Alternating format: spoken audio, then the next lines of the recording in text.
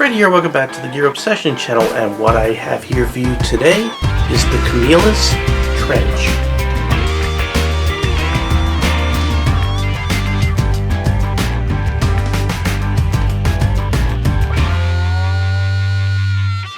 Camillus brought us this classic design straight from China. We'll talk about it in depth here shortly. If you're interested in this knife at any time, I provided a link below from Amazon. Right now it's selling for $15.49. The Swiss had their Swiss Army knife, and this is what the GIs, the US Army, Navy, Marines sort of had as their utility knife. I do have a version made by Ontario Knife and Tool. This one's actually made in the US. It also will break your nail off to try to open some of the tools. I also have a Chinese version of this made by Marbles, which I never reviewed, and it looks shinier and you know, more finer finished on the outside, but when you start digging deep inside, you could see that the blade scrapes against other things inside, so it's a give and take right there. But we're here to talk about the Camillus version. Camillus originally made the original standard issue GI utility knife way back when, also known as the demolition knife, also known as the government spec MIL-K-818D. When Camillus did make this way back then, it was their model S-1760. Okay, I do a whole bunch of crap at you. A lot of you might not find that interesting at all, and I understand. So Camillus brought back this design, which is really cool, but they brought it back made in China, not the US, unfortunately, and that's probably why it only sells for $15.49, which is way less than the Ontario that's made in the USA. Now, Camillus used to be, I think, out of New York. I could be mistaken, but definitely out of the US. But Camillus, the original Camillus, went out of business, and someone bought the name, and they're bringing back a lot of the designs. Now, Camillus as a whole, in my experience, some of their knives are really good, and some of their cheaper knives are not so good. So, just like Buck, you know, some are good, some are not. Some are made in different places, so they're sort of all over the place. So, I don't know what to expect under this bubble wrap. It's going to be a surprise. So, I'm going to go ahead and open this up, but I did want you to take a look at the packaging real quick. Again, don't forget to like and subscribe. Also, again, the affiliate link for this product on Amazon is in the description box below, so please use that. Help support my channel. Doesn't cost you any more money. And I'll let you freeze that just in case you want to take a close look at the packaging. Alright, here we go. Pop it out. We have the knife, or the multi-tool, and we have something here. Let's take a look. Looks like a warranty. It says a lifetime warranty. I'm sure it's a lifetime limited warranty. And you have some care instructions for taking care of your knife. I think that's it. So just like the original, you get 5 tools. I went ahead and opened them up real quick. You have a bottle opener, a screwdriver, a awl, good for punching through leather, and whatnots. Never seen a whatnot. And you have a can opener. And then, of course, you have the knife. Now, all the steel that you're seeing here is made out of Sandvik 12C27 stainless steel, including the blade, which is a drop point. Kind of looks like the same kind of blade that you would find on a Swiss Army knife. And for 15 bucks, it's and from China, I kind of find it a little hard to understand why they use 12C27 steel, Sandvik, Scandinavian steel, also known as. Why didn't they just go for a Chinese stainless steel? This is roughly the equivalent, by the way, 440A. I'd say it's on par with that. So they probably could have got away with using 7CR13MOV maybe, because that should be also on par. But they went with that, so maybe they had like a big truckload of this steel left over. I just find it kind of strange. Now besides those tools, you have a bail right here. Put a lanyard on there or something like that. I'm going to go ahead and close things up. And I want to do a quick comparison to some of these other knives. By the way, the blade is 2 3/4 inches long and feels like a flat grind. You can see there's a nail nick right there. You also have nail nicks on each tool, and unlike the Ontario, these didn't break my nail off opening up the tools. There's actually a half stop right there too, which is kind of interesting. I think all the tools have a half stop. Let me see what the knife does.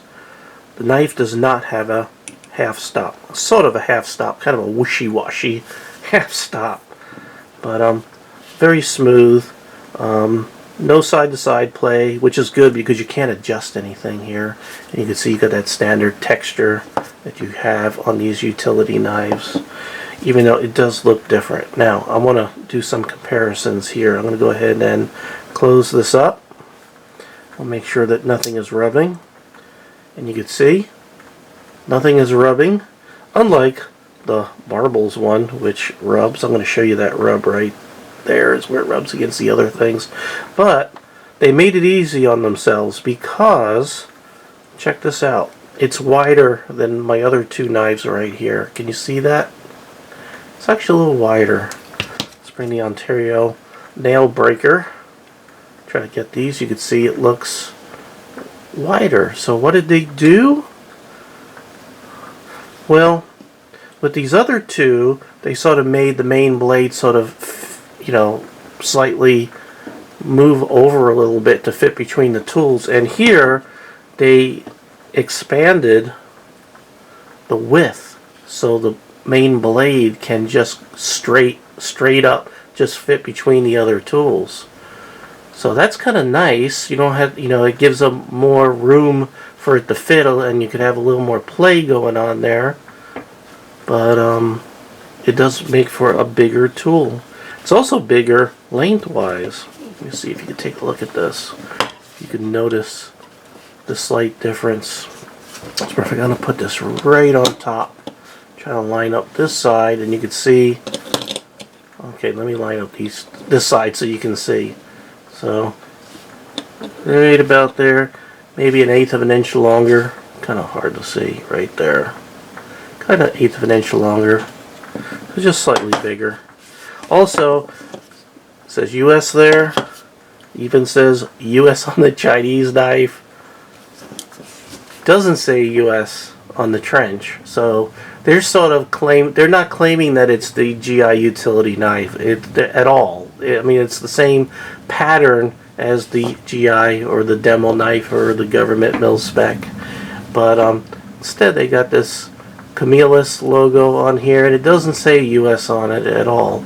By the way, the original, it didn't have to just say US. They have other ones that said like USMC, or actually I think the real ones that says US Marine Corps across it, or Army, or, you know, different armed forces, different things like that. Let me see, they have an indent here. Let me see if this one has that cut out. Yes, it does. Now, another thing that I noticed, when I hold the Ontario knife and tool, this is squared. It's really rough. You could probably use it for doing fire sticks, because it is pretty sharp there on the edge. This, however, they beveled the edges. They made it smooth, so it's very comfortable actually in the hand. Out of all of these, just holding the knife, the handle itself, this is the most comfortable, and it also has the smoothest texture. The only things that are even just the slightest bit rough are these rivets, or whatever you call them, that are going through. This side's smooth, but the other side, where they had to peen them after it went through the hole, it's just a little sharp. And the Ontario, they did right on both sides. And the Marble, they peened it, but they polished it a little bit. So you can see each one of these sort of have their pros and cons. But by the way, the Marbles knife, I think it's around $12 to $15 also. But again, very disappointing about the rubbing, non-centering blade. I got no nail because I bit it off. Marbles did a nice thing with the nail nicks. They gave it this neat thing, and they also polish the blade up better than Ontario's. Now the Ontario, the only tool that comes out easy is the blade at this point. And you can see there was a little bit of rubbing going on there too. Again, because of the inherent design. And what Camillus did on this new version is widen it so that blade, that main blade, has more room so you don't have any rubbing. We'll go ahead and take a slightly closer look at the main blade. It doesn't snap with authority like the Ontario. See how that snaps? Again, more expensive. This doesn't have quite as much snap. How about Marbles? Marbles is just a little better, a little smoother actually. But, alright. So, let's see how well it cuts. Look how these look together. Kind of cool. I really like this design. Very utilitarian looking. Alright. It feels, well, you can't push cut, as you can see there. I'm trying to push cut. Well, sort of.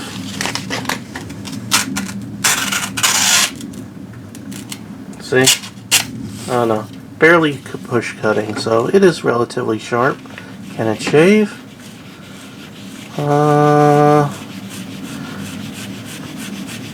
It is shaving a little bit. I'll let you take a look at the hair.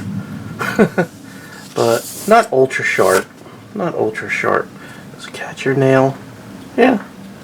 Alright, so it's adequately sharp. Take a close look. Everything there.